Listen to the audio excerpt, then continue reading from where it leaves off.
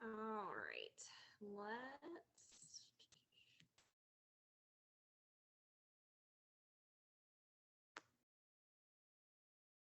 All right, let's dive in. Week 7, we're going to be chatting about food fears and intermittent sampling. Intermittent sampling is going to be one of our tools that we go over this week. So, this is going to piggyback off of our conversation last week on cravings. So, in addition to the dialogue that I had with you about cravings last week, you also had a guide that spelled everything out.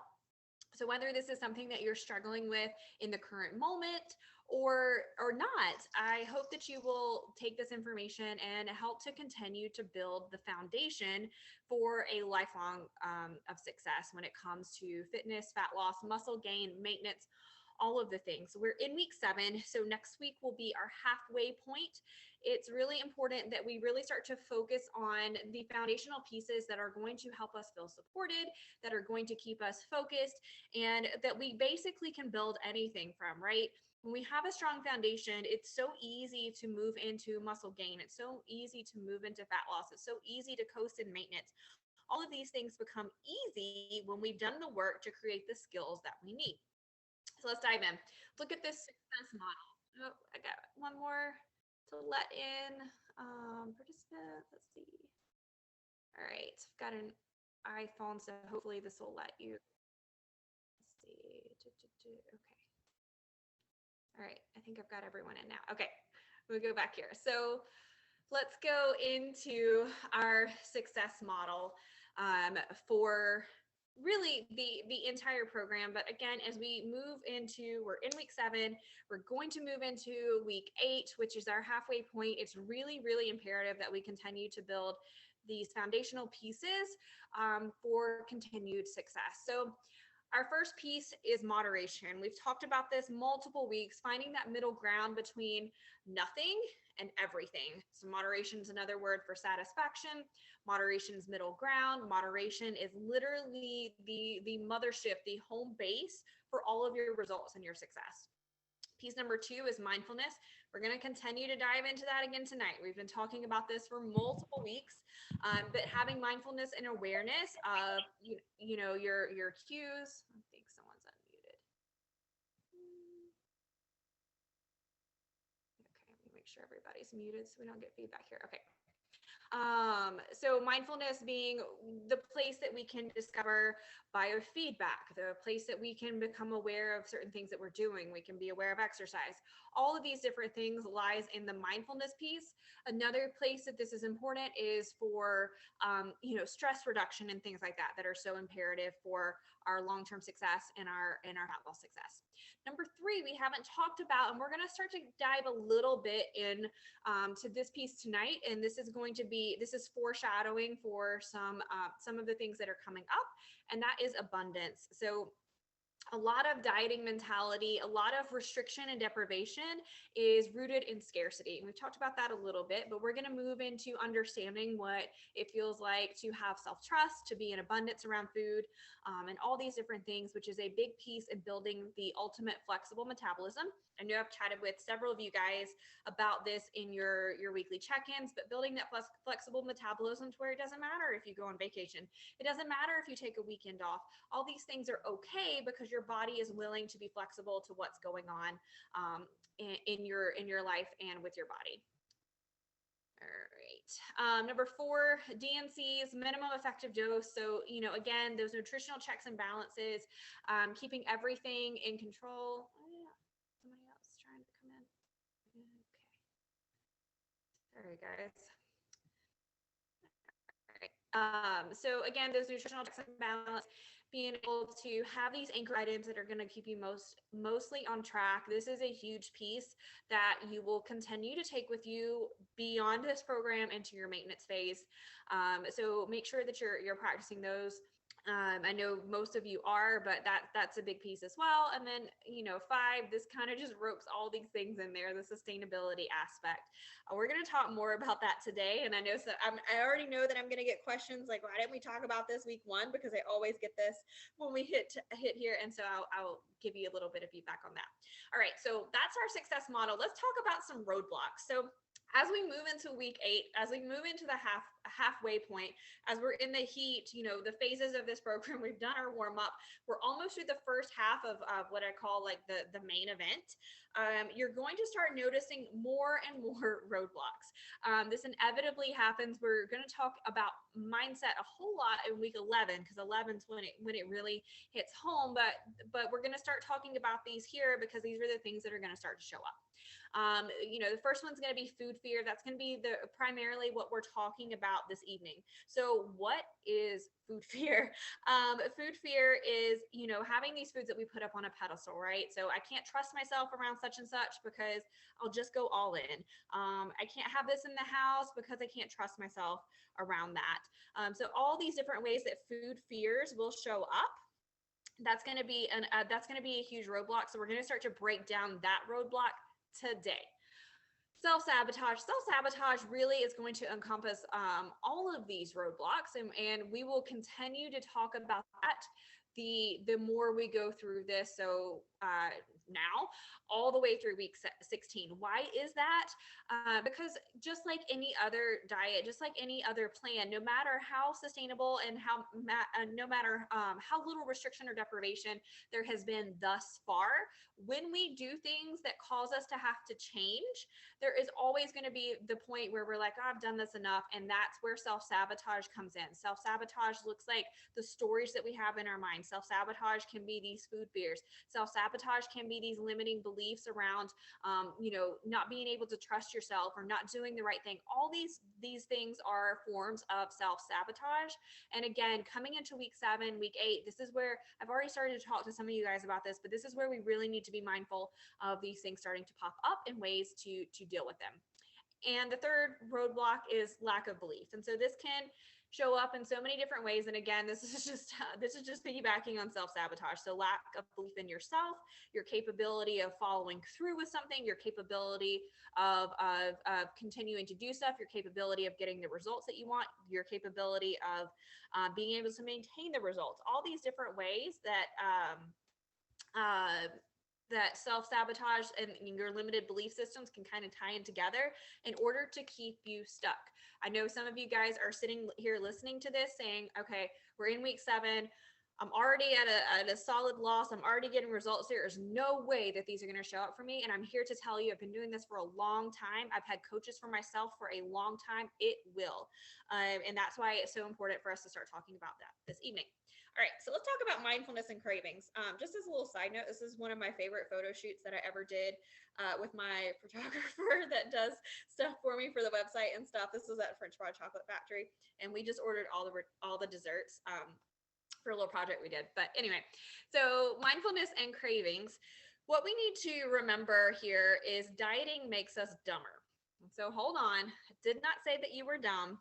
I got some feedback on that one time, but I just want you to think about, again, this is going to go back to the roadblock slide, talking about self-sabotage, talking about limiting belief systems. So what does dieting do? Sometimes it teaches us that we can only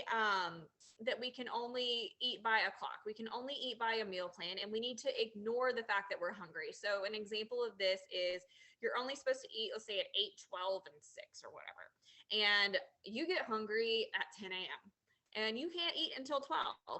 So this is literally teaching us to fight through our biofeedback, hunger being our biofeedback, and ignore it to go by clock. Or you have a specific meal plan. You can only eat X, Y, and Z. These are no foods, these are yes foods. And so let's say that you're somewhere and you want to eat a no food. You can't do it. You can't trust your body to be able to eat something to satisfaction and say, I'm good. This goes all the way into food fears, right? This perpetuates food fears. I can't trust myself around this. I can't have this. I can't go to this social situation because this will happen. All these different things. Dieting creates this sense of distrust for our bodies and ourselves. And essentially it literally makes us dumber to our own bodies, what we are capable of, what we know is good for ourselves, what we know is helpful for ourselves. These are all the ways that dieting isn't helpful. And so, mindfulness is a big piece in being able to learn to trust our body, to re-understand our body, to know what our hunger is, to know what our appetite is, and to know our fullness and our satisfaction cues. So remember, most people understand two extremes. We know when we're starving, we know when we're stuffed. And so mindfulness is helping us find that place of moderation, also satisfaction in the middle, to where we can enjoy food, we can enjoy life, we can enjoy celebrations, we can enjoy social situations, and not have to feel like either need to be absolutely starving because we're restricting and we're saying no all the time, and we don't absolutely have to stuff ourselves, going face first. One of the check-ins, she's not actually in this group. She's from the May group that I had yesterday. She lives in Kentucky, and the state fair was this past week, and she had to go there for work. And on her check-in, they're finishing up. They're on week 14 or 15. And so she was talking literally about this. She was like, I went in fully believing that I just wasn't going to be able to control myself. And I was so shocked when I was just able to, I shared it on my Instagram story. So if you follow me on Instagram, you can read what she wrote. But anyway, it was really, really powerful that she'd been able to do all this work to do it. So I want to tell you that you can rebuild the trust. If you are already sitting here thinking, no, there are foods that I just cannot trust myself around, we're going to start working on that tonight. Another way that dieting is not helpful, and we need to lean into mindfulness, is ignoring and fighting cravings rather than honoring them.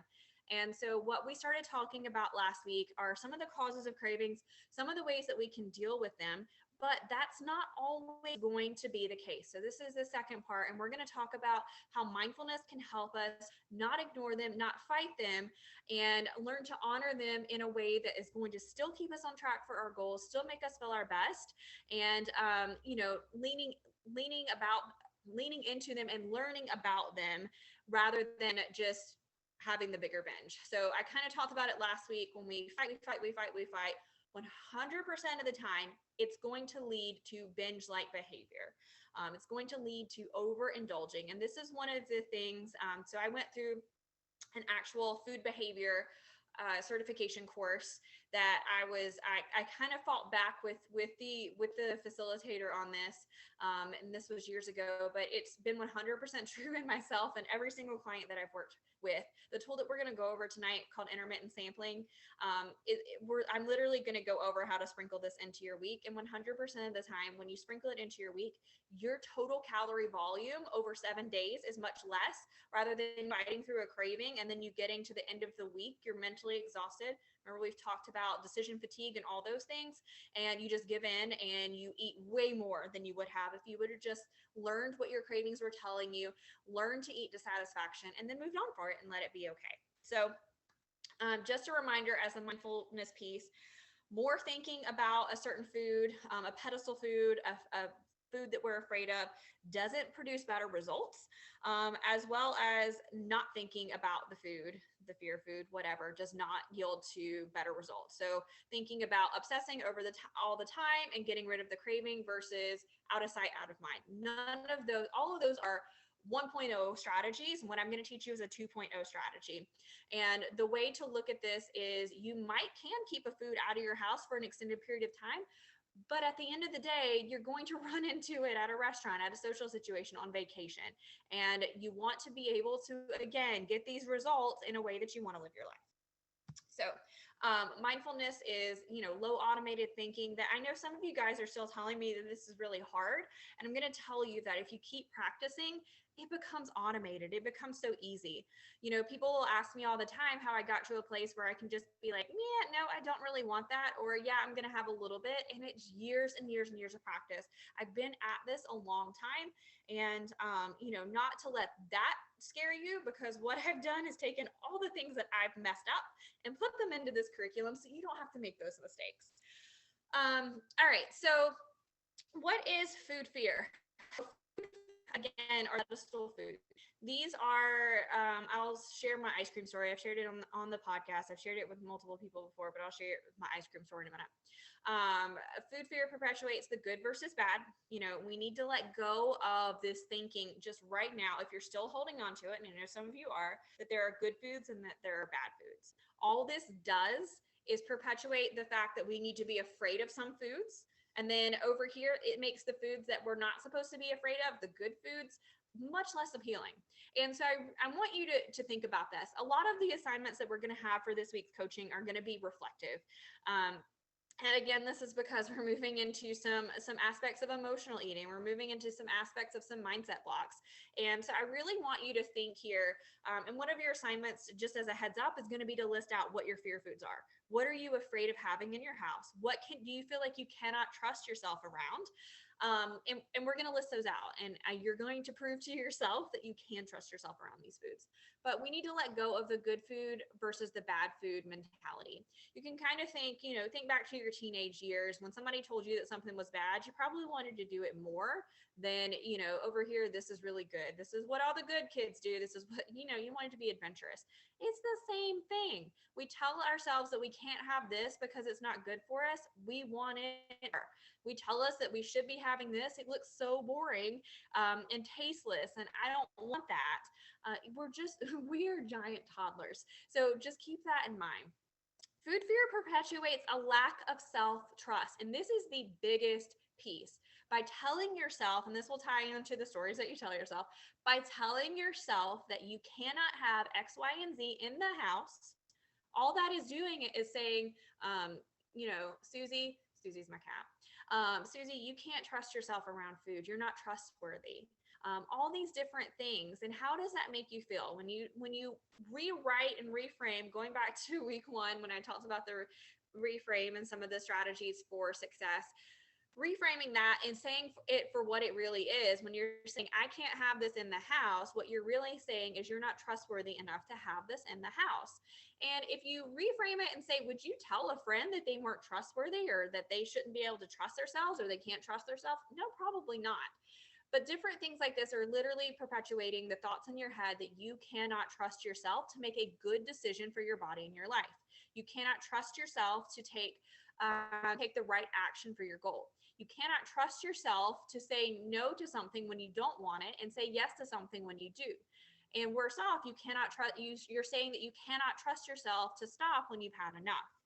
And these are things that essentially chronic dieting, and I know that in this particular group, there are some that have never done a diet before, which is awesome. So some of these things you're like, I don't know about that.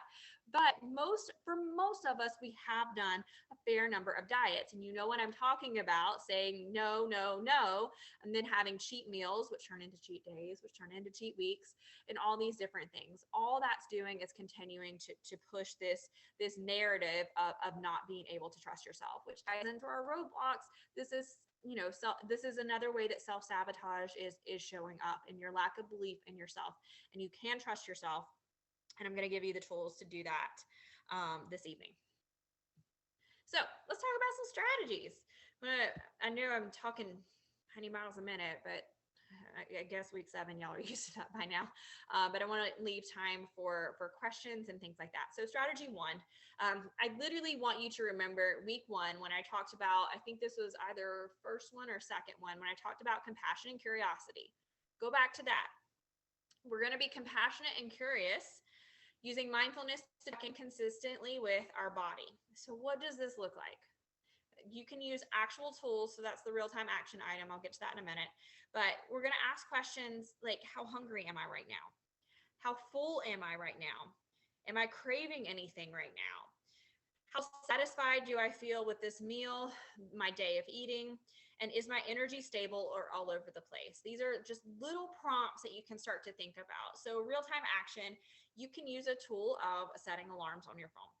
Now, how is this different from, dieting times, eating times, and things like that? This is not that. These are not alarms for you to eat. These are alarms for you to check in with your body, check in with your hunger, check in with your cravings. So going back to last week when I talked about being able to check in, being able to find balance in your meals, being able to portion protein out through your meals, this works hand in hand with that. But if you've been at this for a while, and some of you guys have been at this, some of you guys, this is your second round with me. Um, if you've been at this for a while, you know that there's still going to be times where you create stuff. There just is. And that's okay. It is not a character flaw. It is not a character flaw. So using this, another way that you can do this, I've already taught you guys to do this for your check-in sheet. This is why we use the scale. We always are operating on a continuum. Scaling your hunger from 1 to 10. You guys already know that below a 4, we're probably getting close to you've had enough and you might be stuffed. But when we're at 7, 8, we're hungry and you need to feed yourself. So being able to consistently check in, and this is where post-it notes, around the house when you go to different areas, or alarms on your phone are going to remind you to check in. You can scale your hunger. This gives you the opportunity to plan. So if you have not planned out your day, and we're going to talk about that in a minute, if you have not planned out your day, you can at the very least, the alarm goes off, you check in on a scale from 1 to 10, how hungry am I? That needs to be the only question that you ask. If you're at a 5, you're probably good for a while. But if you're at a 6, you need to start saying, well, I might need to eat in the next hour or so. What is your plan? What is your plan? This can be the difference between hunger getting a hold of you and you going face first into a pint of ice cream versus you being able to say, okay, maybe I'm traveling today. I'm going to stop at a gas station and get a protein shake, or I'm going to stop at Chick-fil-A and get a salad, or I'm going to get some chicken nuggets from Wendy, whatever you're doing. If you've prepped some food, I'm going to pull over at a rest area and I'm going to have this. This gives you the opportunity to mindfully have a plan versus being at the mercy of your hunger and your cravings. Hopefully this is making sense at how you can use this. But again, using this mindfulness tool, and the more you practice, the more repetitions you get. Eating is a practice. You're building reps just like you do in the gym. The gym is practice. You build reps there, and we work our mindset just like we do our muscles. Your brain is a muscle too. So the more you do this, the more you get practice, and the more you can start to build self-trust. The more you can learn to trust yourself to say, "Oh, I'm hungry. I should eat now. I should feed myself. I should have a plan." And this can help you from getting caught off guard by cravings. Now, we're still gonna have cravings, but here's the strategy number 2, and this is literally taken out of week 1 when I was talking about success strategy. Strategy number 2 is adopting a success and solution orientation. This is huge. What creates conditions for success rather than looking back at what went wrong? Too many W's there. So we always when we have cravings early on, you're going to look at, okay, I had this craving. This is how I was a bad person. I ate a bad food. All this went wrong. I wasn't prepared, all these things. Okay, what if we utilize that compassion and curiosity? We brought it into strategy number 2, and we were like, okay, that didn't exactly go how I wanted it to. How am I going to change what I did this time so that next time looks a little bit different? And that's all you have to do. This breaks the cycle of, again, constantly feeling like you can't trust yourself, constantly feeling like you're a bad person because you ate a food that didn't align with your goal, constantly feeling like you're not enough and that's why you can't succeed, constantly feeling like you're a failure. Again, this is another prompt. This lesson gets a little heavy and some of the mindset stuff gets a little bit heavy, but I want you to honestly reflect on times that you felt like this when it comes to your nutrition. I lost my pen. When it comes to your nutrition and when it comes to your fitness, how many times have you felt like a failure because of something you ate? How many times have you felt guilty or shameful because you did something when it comes to your food, skipped a workout, overindulged in all these things? Adopting a success and solution orientation and being able to look at what's going to create condition for more success rather than beating yourself up over how you feel inadequate over the choices that you made is a huge step to creating more success and having a better outcome the next day. Again, I've already told you guys there is no place for guilt and shame in your long-term nutrition success and your fat loss success. Having all kinds of leg problems here, or any of that for your health and well-being. So being really clear on that, start to train your mind to look for opportunities rather than shortfalls, shortcomings, and all that. So Stephen Covey, he wrote the book, well, he wrote more than one book, but he wrote the, 7 Habits of Highly Effective People. That's the word I'm looking for. And he created, I, I don't know if he created it. He's the one that I learned it from. I'll just go ahead and say that. I want to give credit where credit's due, but I'm not sure that he was creator. But it's the be, do, have model. And so what this looks like is this is what is driving you for success. And this is really, really, really important. This is where I always get questions. Why didn't we talk about this week one? It's because you weren't ready for it week one. Week one, you're excited about your macros. You're excited about all of this. It's the same every single time. But now as we start to put rubber to the road, we start to dig in the trenches. We start to get to that middle point where things can get a little bit boring, and we start to have some of these limiting belief systems, self sabotage. These things start to pop up. These mindset issues. This is a really important thing to note. So we do have looks at we need to be the person that we want to be before we can take the action. And now here's where people get confused, because I'm all about just starting and taking action. But what happens as we dig in the trenches and we continue to move forward, and you're going to eventually get to the maintenance phase at the end of these 16 weeks or at some point in the future, is that you have to start acting like the person you want to be at the other side of this. One of the quotes from his book is, I think it's from his book. I mean, it's from him, but I think it's in the book, is start with the end in mind. And so essentially done this entire program, recognizing how you want to live your life at the end of this fat loss phase. But now as we continue to move forward, really looking at starting with the end in mind each and every day. What, looking at it in a 24-hour period, what do you need to in order to be successful at the end of the day? So I shared on Instagram this morning, I know there's a couple of you guys, I'm pretty sure there's at least two of you guys in this current group that live in Western North Carolina. There was a tropical storm last week. Our house has a significant amount of damage. And so I'm literally holed up in a guest room with none of my things right now because we've had to box everything up. But anyway, stress has been really high. And so one of my strategies, along with DNCs, is to just write down 3 goals for the day. What are my anchor items? What do I need in order to feel connected to who I want to show up as in that day? And so today obviously is a heavy coaching day for me. So I had to sit down this morning and write down, these are the things that will make me feel most connected to what I need to do today. And so what I was doing was looking at the end result, looking at who I needed to be, how I needed to show up, who I needed to show up for. So that's starting with the B. Then you take action from being that person. So I knew I needed to be an awesome coach today because that's what you guys show up for on coaching calls. So my goals came from the fact that I need to be an awesome coach today.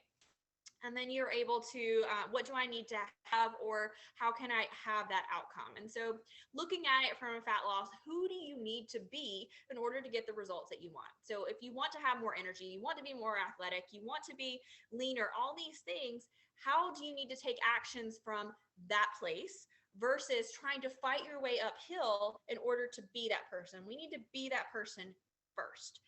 Be that person first. So be the person that you want to be at the end of this program. And I like to start this at the halfway point, which I know is confusing, but trust me, it came from doing it backwards before. So I really want you to, over the next 9 weeks, I want you to embody how you want to feel at the end of this program.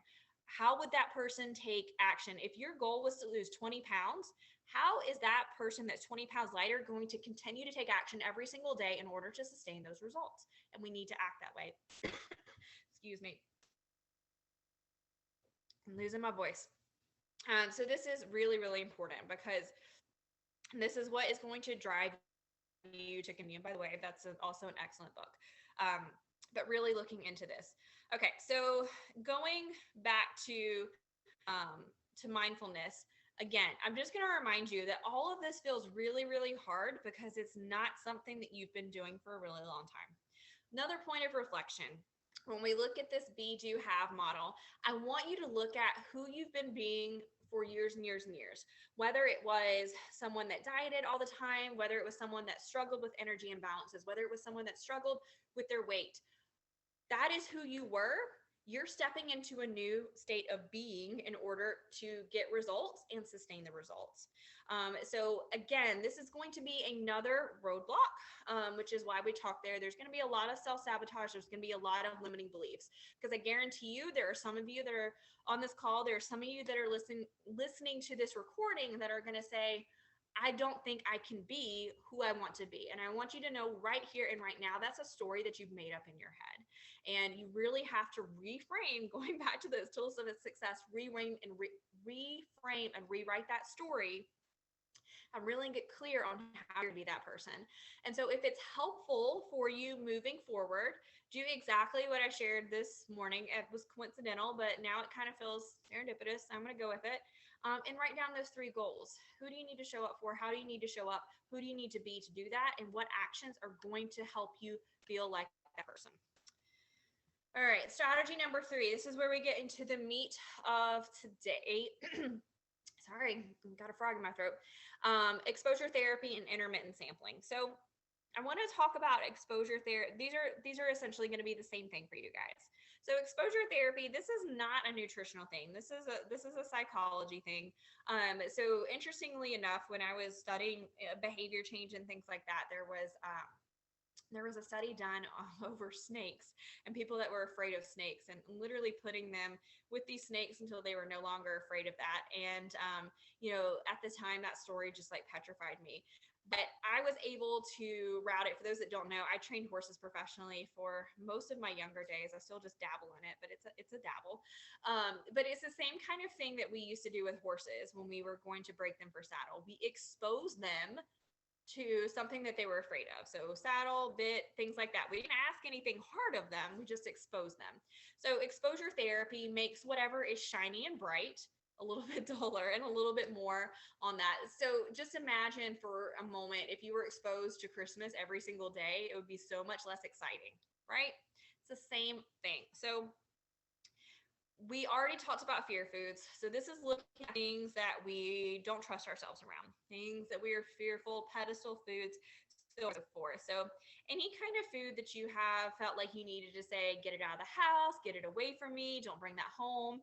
I had a client earlier in this spring, I think it was Mother's Day. Her husband brought her home like a Sam's Club or a Costco size thing of peanut M&Ms because that was her weakness. And she was so mad at her husband because he brought that home. And so that was a perfect opportunity to say, hey, we're going to use that for exposure therapy and intermittent sampling. We also need to reframe that story. You don't need to be mad at your husband because you don't feel like you can trust yourself around the food. So get it out of the food. Some people call these trigger foods, pedestal foods, these special foods. Anyway, so our 2.0 strategy is going to be to actually expose ourselves to the food. This is going to help you trust yourself in any situation. This is pivotal. This is pivotal for you maintaining your results post this program. Again, I know I told you guys probably before you even signed up for this, you can do something really hard and really sucky for a finite amount of time. Again, starting with the end in mind. If there is a food that you are not enjoying right now because you feel like it's going to hinder your results, but you know that you want to enjoy it after this program, then that is the food that you need to work with right now. So for me, it used to be ice cream. So for those that aren't familiar, I'm going to give you a little bit of backstory just so that this can kind of connect and hopefully resonate with some of you guys. So I used to travel 2 weekends, and it was actually like 4 or 5 days at a time. Twice throughout a month, I was gone for like 10 days at a time. To teach yoga teacher trainings and to travel and teach yoga. I traveled as a personal trainer for a while. I traveled and did nutrition seminars for a while. So I did a lot of traveling. I was on the road all the time. And so I would be really stressed about it. And I would come home and I would always just like ice cream. Ice cream is my go-to. I love me some ice cream. And I would, I was too tired to wash dishes. So I would eat it out of the container. And it was just never good. And so there came a point, at this point, I was working with my own nutritionist, and we were like, we got to make this not so shiny, because it came to the point where I was like, get the ice cream away from me. I can't trust myself around it. And so what we did at that point is she sent me to the store, and I got 5 different cartons of ice cream, 5 different flavors, because I liked all kinds of different flavors. And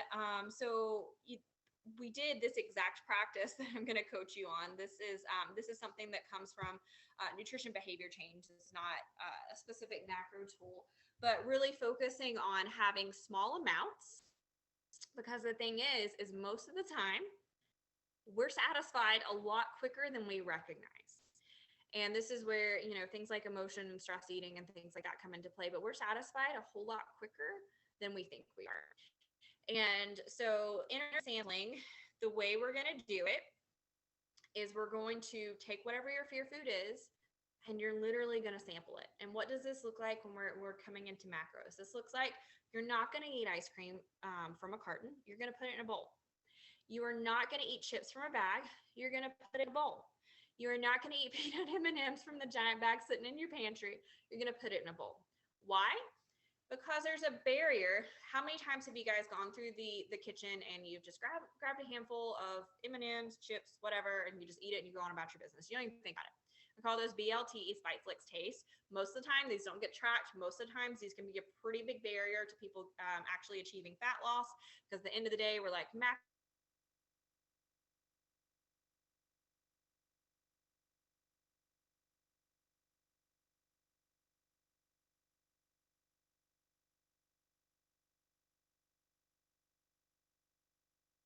walk through the kitchen and stress eat it. We're going to sit down at a table, couch, outside on your patio, whatever it is. And you're going to enjoy the heck out of it. One bite at a time, one piece at a time, mindfully enjoy it. You're going to track it. And then before you get more, you're going to pause. 15 to 20 minutes, you're going to pause and you're going to let yourself reflect. You're going to be mindful. Do I still want more? Am I satisfied with this? Did this fulfill the need that I was trying to meet? And that's the huge piece. Did this fulfill the need that I was trying to meet? And if it's stress or emotion, the answer is probably going to be no. It might have helped, but it's probably going to be a no. And this just gives you the opportunity to reflect. Sometimes you're going to go back for a second serving, and that's okay. You're going to do the same thing. You're going to put it in the bowl, you're going to track it, and you're going to mindfully enjoy it. And that is going to be okay. Why? Because we're not trying to restrict or deprive. That only will lead to you eating. I'm going to use M&Ms for an example. If we had 4 M&Ms every single day, that's going to be much less than you starting to grab fistful after fistful after fistful all weekend long when you're just exhausted from saying no to it. So this is going to be a really, really, really big strategy for you guys. Exposure therapy is based on growing familiarity, right? So the more that we do this, the more familiar we get with certain things, and they're not as shiny anymore. If once you get used to having it around, you don't want it that much anymore. There was one time I was really proud. I had a pint of chocolate ice cream, and it wound up getting freezer burnt because I was eating it so slowly, because I really only needed just a little bit, and that was enough. This is strategic exposure to food on purpose. It's not just dangling in front of you. You're going to put it in front of yourself on purpose. You're going to make the conscious decision to do this rather than it choosing you. And again, another opportunity for reflection. I just want you to think, every time that you felt guilty or shameful for certain foods, certain choices that you've made, have you been in charge of that choice? Or has that just chosen you and you felt like you were helpless, hopeless, and just completely out of control? So I want you to consider that. And so again, the more you practice this, the first few times, it may not feel great. And I'm just going to go ahead and normalize that. I'm going to name that. I'm going to throw that out there. But the more you practice this, the more you are going to feel so proud of the control and the self-trust that you have. And that's huge. So other ways to look at intermittent sampling are mindfully snacking. So again, rather than just having the munchies and snacking, you're going to mindfully put it in a bowl. Does it suck to have to wash more dishes? I'm going to go ahead and call that out again and say yes, but it's also just another barrier for mindfulness.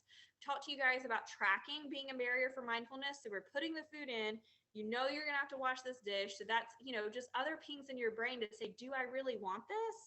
For me, maybe I don't hate dishes as much as I do. For me, when I say yes, I want to wash an ice cream bowl and an ice cream spoon, I know that I really want it, and it's okay. So yes. Dun, dun, dun. Make sure I went through. Yeah, okay. Make sure I go through all my notes there.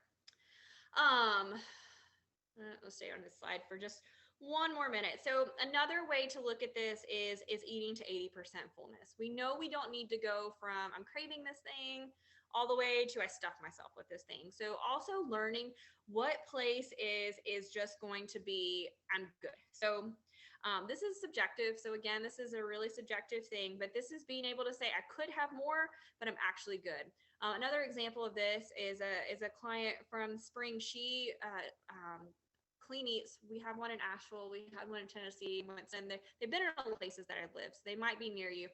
But anyway, it's a meal prep company. And so they have these portioned out meals. And she would tell me, I might have already told you guys this story, but it's a good one. So I'm going to go back with it again.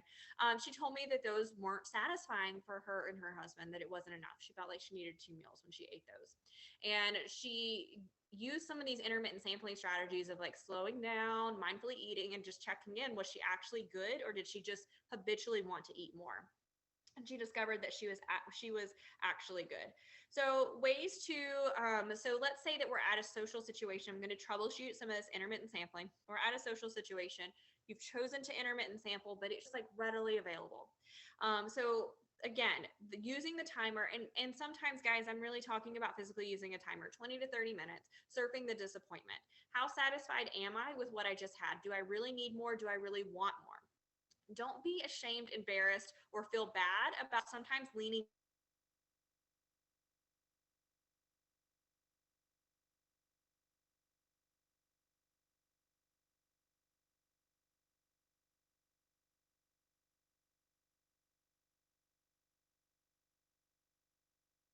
had to go to their kid's birthday party and couldn't have birthday cake. And this is where these strategies come in. If you are, let's say you're at a restaurant and you order dessert. You ate until you were satisfied with the dessert, put a napkin over it. Get it. Don't look at it. That is, yes, that is out of sight, out of mind, but it's still right there. You can do the surf the disappointment.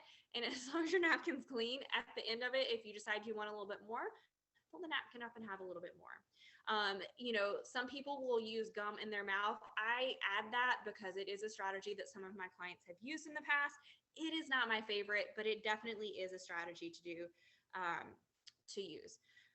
So some things as you go into this week, one of your assignments, yes, is going to be to practice intermittent sampling. So what happens if you overeat?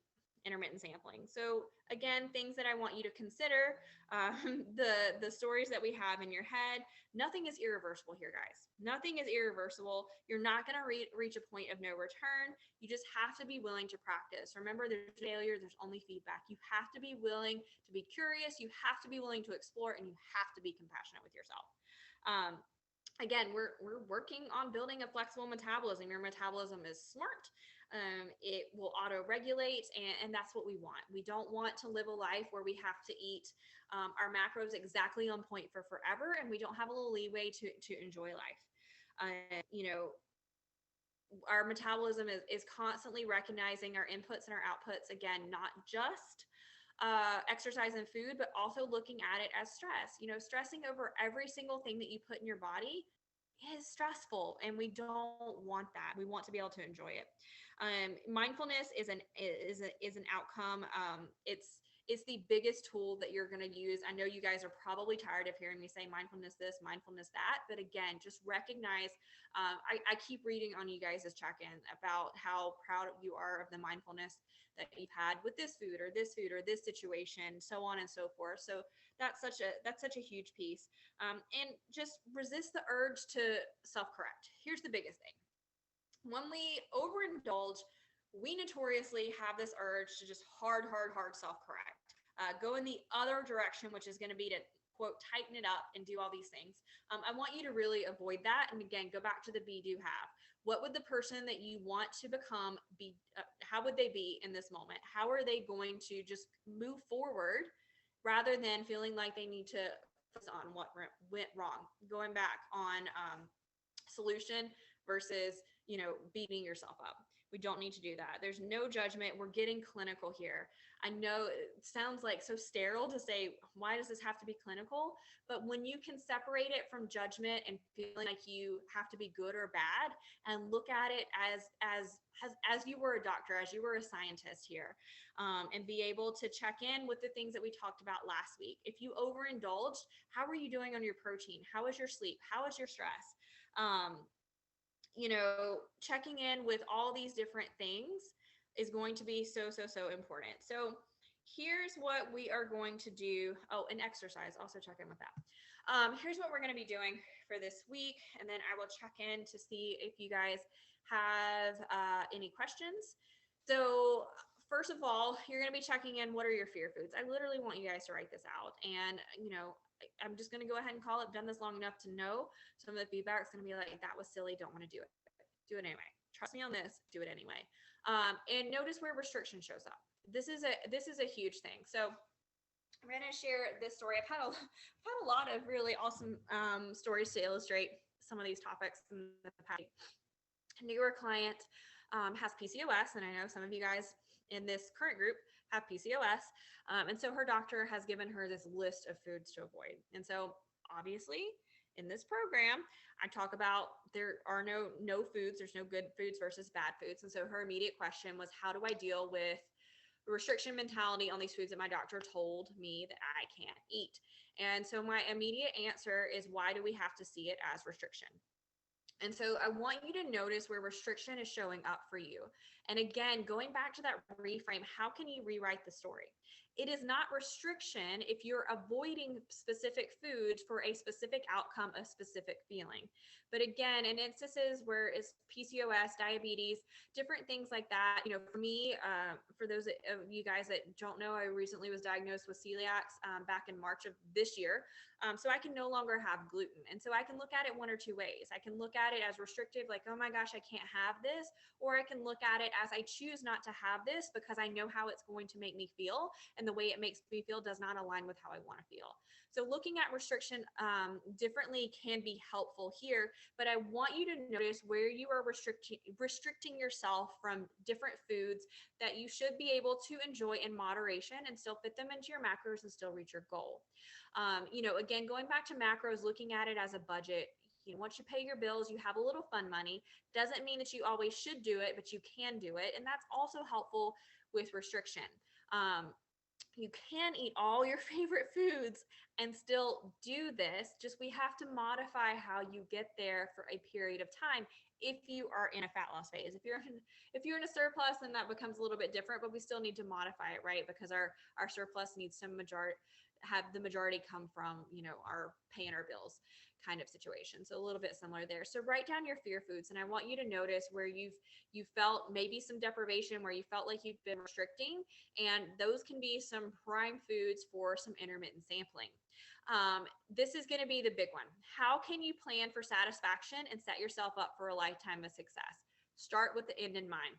Now, how are we going to do this? So let's say you go through your fear foods and you find something that's like, oh my gosh, I have definitely been really restricting on this, avoiding it. I'm afraid I can't trust myself. Here's what I want you to do now. I want you to plan to have it. I want you to plan it out. So I'm going to go back to the M&Ms because it's a really good example of this. So specifically what I had her do, Mother's Day 2021, is she felt like 4 was a really good number for her, 4 M&Ms every single day. So what we did is she went in there for the next several weeks and she tracked 4 of those M&Ms for every single day. So when it came through that, when she passed it in the pantry, she knew that she'd already planned to have 4. Now this is where the intermittent sampling practice comes in. You do the same thing. You put 4 on a plate, you sit down, it's already pre-tracked. We plan to have this. So this is not diverting from a plan. We're not going face first into the M&Ms. This was on target, on plan. And then she still did the same thing. 20 minutes, surf the disappointment. If she wanted 4 more, go get 4 more. She maybe had more than 1 serving for like maybe the first 4 days. And then after that, it was 4. And then it became, she had 4 every other day, and so on and so forth. You kind of get how that's going.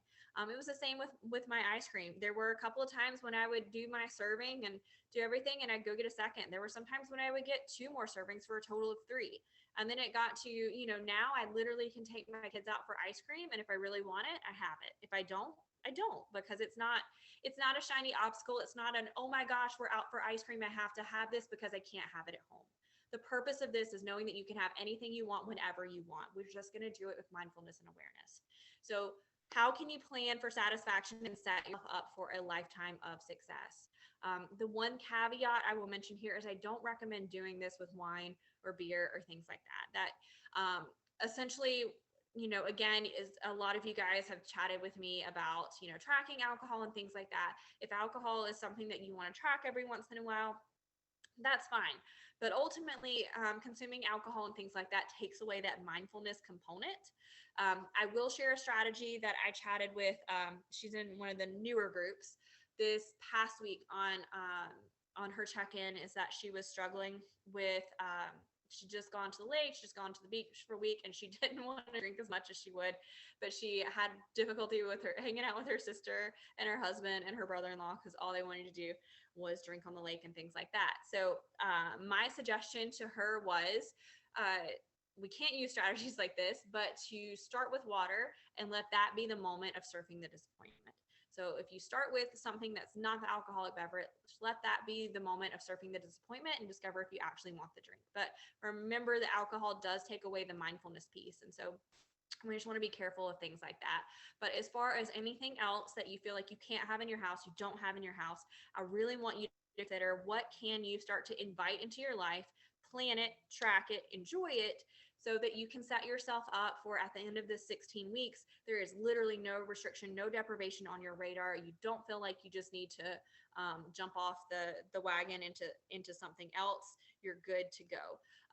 Another funny thing is I used to have clients all the time that came off of Whole 30. I think Whole 30 is kind of dying down a little bit, but I would see them on Facebook do a Whole 30, and you guys that are newer to me probably don't know, but I will let you try anything for a period of time. And then it was like day 31, they were just going face first into a pizza, which completely disregards the whole purpose of Whole 30 to be an elimination diet, and then you slowly reintroduce stuff. But anyway, it perfectly illustrated that if you restrict, whatever you do, you're going to go back into it. And what you do to lose weight is something that you're going to have to continue to do for the rest of your life. And so we want to be able to enjoy all kinds of foods.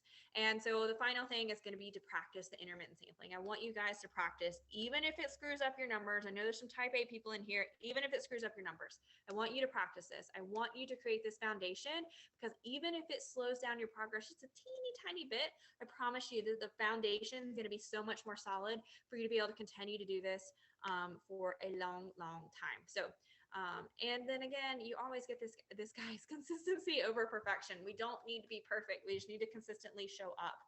I've been really, really, really proud of you guys for your check-ins and continuing to show up. Had one, let's see, actually, she's in the beginning of August group that actually got COVID, and she was continuing to do her check-in, even though it was really hard. She doesn't have any taste. So there's been a lot of stuff that's been going on. And I'm just really proud of how you guys have shown up and the progress that you've made. I'm going to check the chat, or if anybody wants to unmute. Go back over here to ask any questions.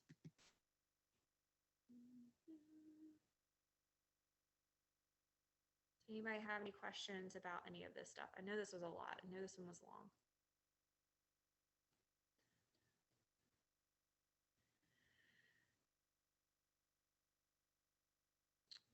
All right. Well, if nobody has any questions, I'm going to stop this recording. I'm going to get it uploaded in your portal. This may be one that you want to revisit a couple of times. Again, just remind yourself, practice makes perfect. The more reps you do, the stronger you get and the easier it gets. Everybody's doing a fantastic job. I literally get so excited every single morning. I've got May, July, I think I've got 4 groups running right now, and literally every single Monday morning, I just spring myself out of the bed. I'm so excited to read your check-ins.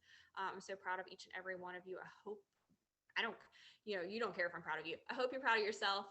Keep showing up and doing the work, and I can't wait to see what you guys have accomplished on Monday. Have a good rest of your night.